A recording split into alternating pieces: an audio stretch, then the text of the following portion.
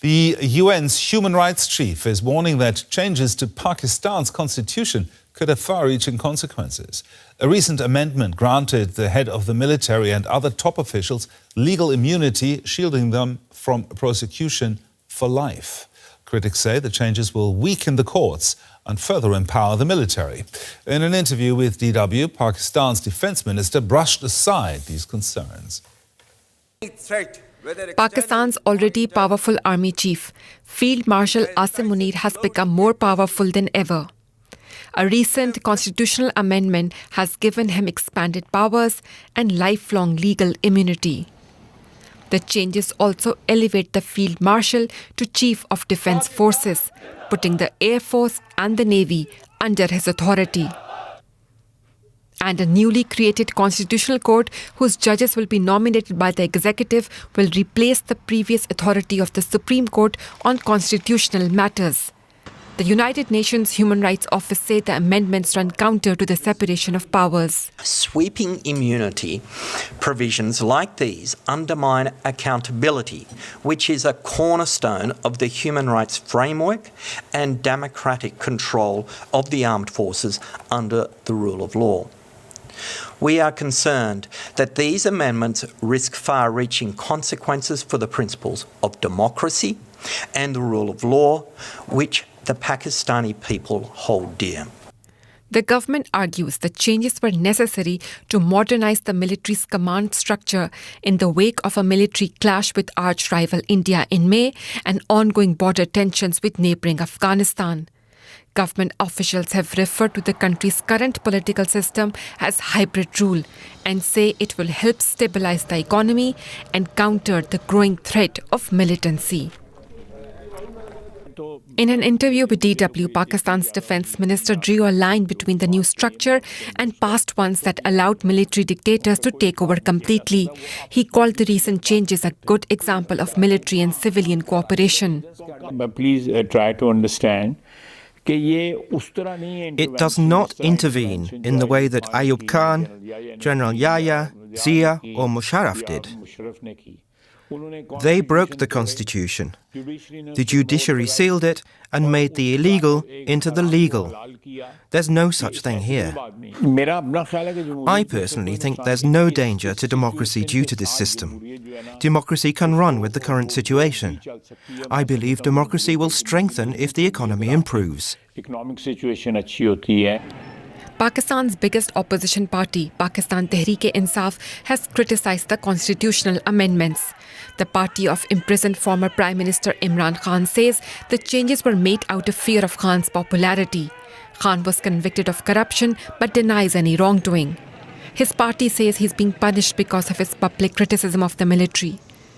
It says the new rules are aimed at using the judiciary to keep him in jail and out of power.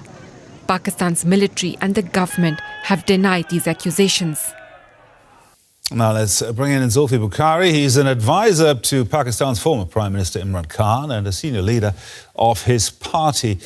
Now, during Imran Khan's government, your party came to power with direct military backing and laid the path for what's happening today. So why attack this amendment now?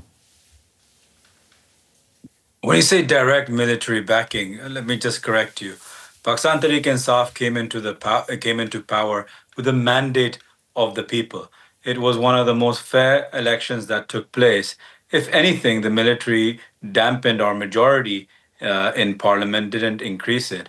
Pakistan Tehreek-e-Insaf has been the most popular party in Pakistan since 2013 onwards. So, you know, when you look at military's involvement or the establishment's involvement in elections or with the government to be, it's always siding with the party that's going to win the election anyways. It's never a case where they come and completely destroy the democratic process and bring in a hybrid or fraudulent illegal government. It always just sides with, let it be Benazir Bhutto in the past or Nawaz Sharif. They were winning the elections anyways, but the establishment got on board also. The same thing was with PTI, is that they could have been on good terms with PTI, but they certainly didn't help us win the election. Now, if senior military commanders now get lifelong immunity, how can any future PTI government hold them accountable? Well, there's only really Russia who has a similar sort of law to this about the leader of the country. The president and both the chief of army staff have been given immunity, which is totally unheard of because they're the highest of public servants. They hold the highest of ranks, meaning that they should have the highest level of accountability to the people. Look, at the end of the day, the fact of the matter is that whenever this sort of dictatorship ends, all these things would eventually be rewound and overturned. But until then, all you're seeing is basically democracy and now the judiciary being completely crushed. Now, why does your party say that the constitutional amendment is mainly targeting Imran Khan? Well, look, you have three reasons for it. Everything that has taken place now, when it's now into the courts for Imran Khan's cases. Now, all of a sudden, you've created this constitutional court bench, which basically only has the judges which are handpicked by the executive, by the government itself. And if you look at the judges that have been picked, they're all the people that have always shown favor to the current setup. And they're being rewarded for it now by being on this bench. So naturally, when you have about 200 cases on Imran Khan that are all bogus and none of them really will have any legs and wouldn't hold in the court of law, you've made a special sort of court to bring it to make sure they get the decision that you want. And Imran Khan will end up being the prime target of this, or their illegal activities such as changing the constitution and so on and so forth. So, the main brunt of this is Imran Khan and Imran Khan's popularity. There is no other way to curb him. So all these, illegal laws and amendments will be done through this court, which is by their favorite judges, out of which many senior judges have resigned on the back of this. So, and the High Court, very senior High Court judges have actually gone to court against the 27th Amendment. So it just shows you even where the judiciary stands on this. Now, very briefly, if Imran Khan is sidelined due to his jail time and his isolation, is there nobody else, no other leader ready to step up? Well, we have an acting chairman in place at the moment.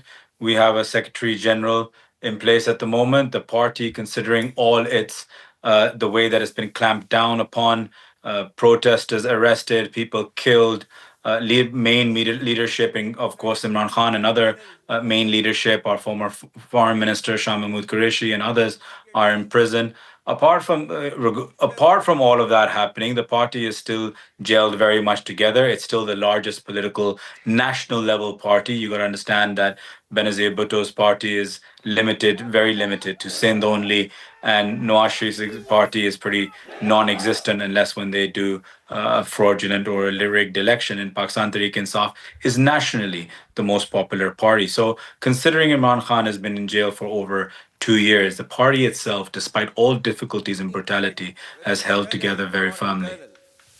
Thank you very much. Zulfi Bukhari there, advisor to Pakistan's former Prime Minister Imran Khan and a senior leader of his party. Thank you very much. Thank you.